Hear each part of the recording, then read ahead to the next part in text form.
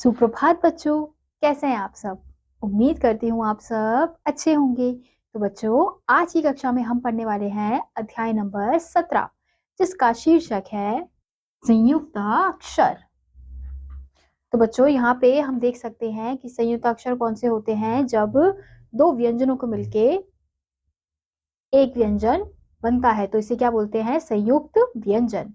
तो शब्दों का उच्चारण, तो अब इन शब्दों का उच्चारण हम किस प्रकार से करते हैं? जैसे क जमा श मिलकर क्या बनता है? छ। ऐसे ही त जमा र त्र, ज जमा य, ऐसे ही श जमा र श्र। तो अब ये क्या है? संयुक्त व्यंजन। तो अब इन संयुक्त व्यंजन से किस प्रकार से शब्द बनाए जाते हैं वो हमें दिए गए हैं। तो पहला शब्द क्या है? क्षमा, पक्षी, रक्षा, कक्षा। तो ये छ से बनने वाले शब्द हैं। ऐसे ही अगला क्या है? त्र, यानी त्र से बनने वाले शब्द पत्र, मित्र, त्रिभुज, त्रिशूल। ऐसे अगला है ज्ञ। तो ज्ञ से बनने वाले शब्द कौन से हैं? ज्ञान, आज्ञा, ज्ञानी, विज्ञान। ऐसे ही अगला है श्र से बनने वाले शब्द श्रम, श्रमिक, श्रवण और आश्रम। तो अब हमें यहाँ पे बच्चों दिया गया है जिनमें ऐसे वाक्य दिए गए हैं जिनमें किसका प्रयोग किया गया है? संयुक्ताक्षर यानी संयुक्त व्यंजन का प्रयोग किया गया है। तो इस वाक्य का नाम है वृक्ष की रक्षा। आश्रय और अक्षिता भाई बहन हैं। वे कक्षा 1 में पढ़ते हैं। वे बड़ों की आज्ञा मानते हैं। वे परीक्षा के समय खूब परिश्रम करते हैं। आज कला की परीक्षा है।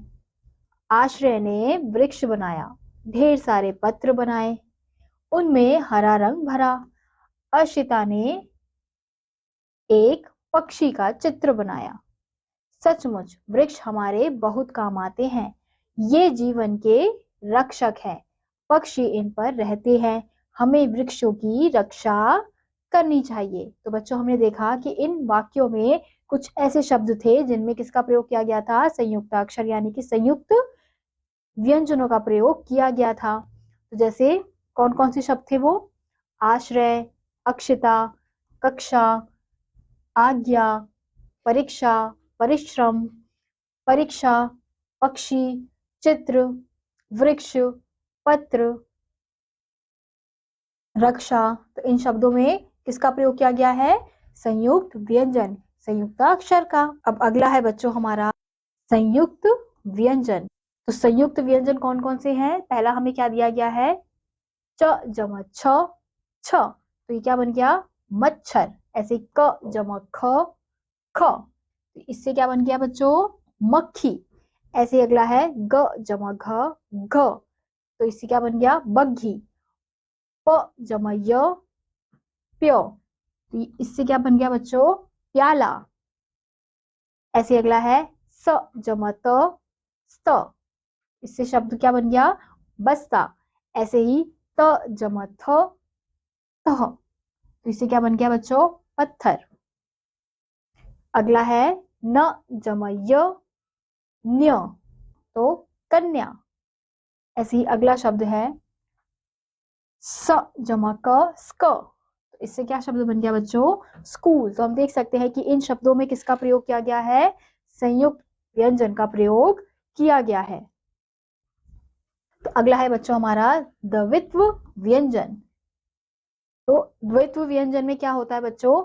एक आधा व्यंजन होता है और एक पूरा व्यंजन होता है, लेकिन दोनों कैसे होते हैं? समान रूप में ही होते हैं। यानी कि आधा जो व्यंजन है वो भी क का होगा और दूसरा जो पूरा व्यंजन है वो भी क का होगा। तो इन्हें क्या कहते हैं? द्वित्व व्यंजन। तो जैसे पहला है क जमा क, क। तो इससे क्या शब्द बन गया? मक्का, चक्की। ऐसे ही अगला है च जमा च, च। तो इससे क्या शब्द बन गया? कच्चा, बच्चा। ऐसे ही अगला है त जमा त, त। तो इससे क्या शब्द बन गया? पत्ता, छत्ता। अगला है न जमा न, न। छन्नी, गन्ना।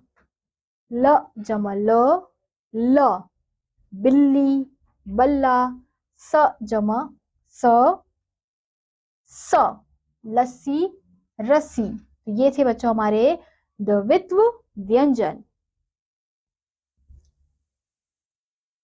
तो पहले बच्चों हमने पढ़ा संयुक्त अक्षर, फिर हमने पढ़ा संयुक्त व्यंजन, फिर उसके बाद हमने क्या पढ़ा, द्वित्व व्यंजन।